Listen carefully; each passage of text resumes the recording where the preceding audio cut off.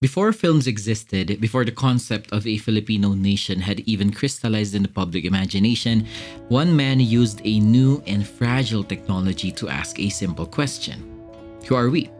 In the late 19th century, when most visual representations of the archipelago were filtered through a colonial lens, a Filipino stepped behind the camera and attempted something radical for his time: to preserve our likeness, not as colonial subjects, but as a people with dignity, agency, and a sense of memory. His name was Felix Loriano, and he is now recognized as the first Filipino photographer. In this video, we'll talk about his life, his legacy, and how he captured an entire nation long before that nation existed on paper.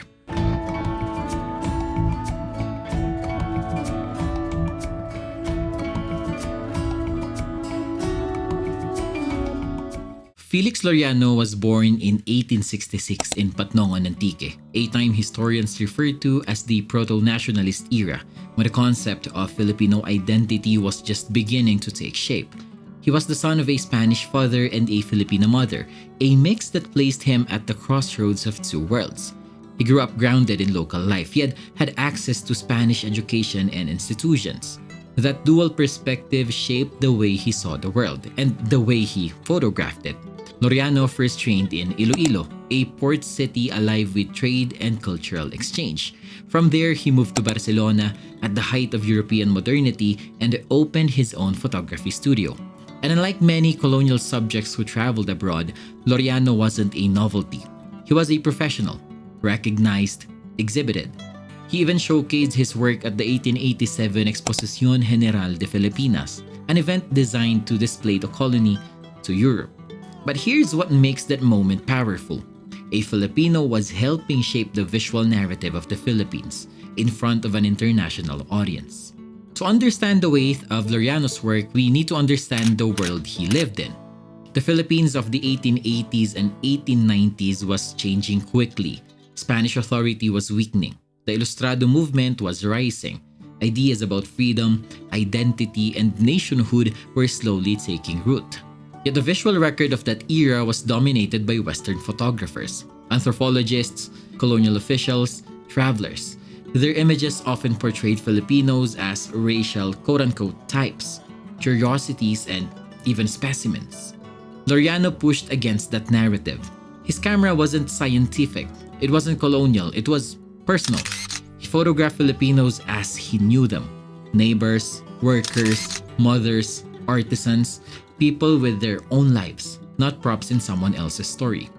In 1895, Loriano published his magnum opus, Recuerdos de Filipinas, Memories of the Philippines. Today, scholars regard it as one of the earliest examples of Filipino-authored visual ethnography. Inside its pages are scenes of everyday life: fishermen hauling nets, women walking to market, performers preparing for zarzuela, ruins standing beside churches, quiet streets, rivers, and plazas, portraits of people simply living. At first glance, these photographs look ordinary, but academically, they're groundbreaking. They do two important things. First, they insert Filipinos into the photographic record not as objects of study, but as human subjects. And secondly, they help build what Benedict Anderson calls the imagined community, the shared visual memory that helps create a sense of nationhood. Loriano's archive doesn't just document life, it preserves identity. So, what does it really mean to say he captured an entire nation? It's not about covering every island, it's about capturing what it felt like to be Filipino at a time when the word Filipino was still being defined. In his images, we see community, resilience, labor, faith, gentleness, pride, and even the fusion of local and colonial cultures. Loriano photographed people in transition, on the verge of discovering themselves. And because his perspective came from within, not above, his photographs became acts of cultural self-representation. Long before political independence, Loriano offered visual independence. He didn't just document Filipinos, no, he saw them. And through his camera, he allowed us to see ourselves. Loriano eventually returned to the Philippines during the American period. He continued his work, opening studios in Iloilo, Manila, and later in Paris. But history can be unforgiving. Wars erased records, new technologies replaced old ones, and over time, Laureano's name faded from memory. It took nearly a century, through historians, archivists, and the rediscovery of surviving prints, for his legacy to re-emerge.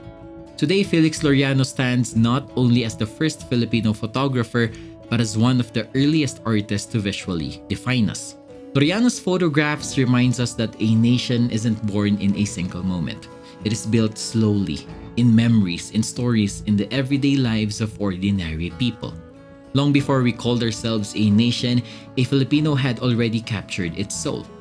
Piece by piece, face by face, memory by memory.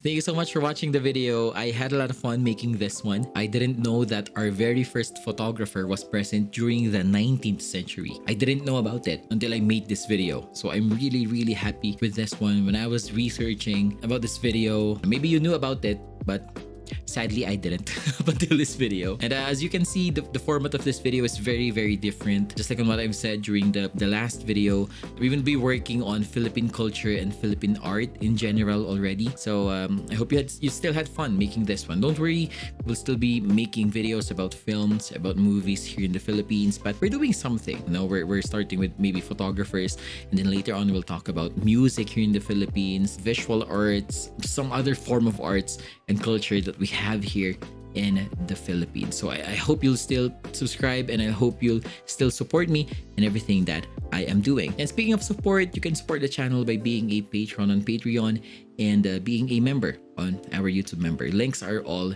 down below. To all of our subscribers, thank you so much for your support. I couldn't thank you enough. And of course, and to our patrons here, maybe here or in here, I don't know, somewhere in here you can see your names. Thank you so much for your support. Couldn't have done this without your help. So again, thank you so much. I upload every Wednesday, so if you like this video, consider subscribing and liking so that other people will get to see it as well. And with that, I'll be seeing you on a Wednesday for the next video. Thank you so much.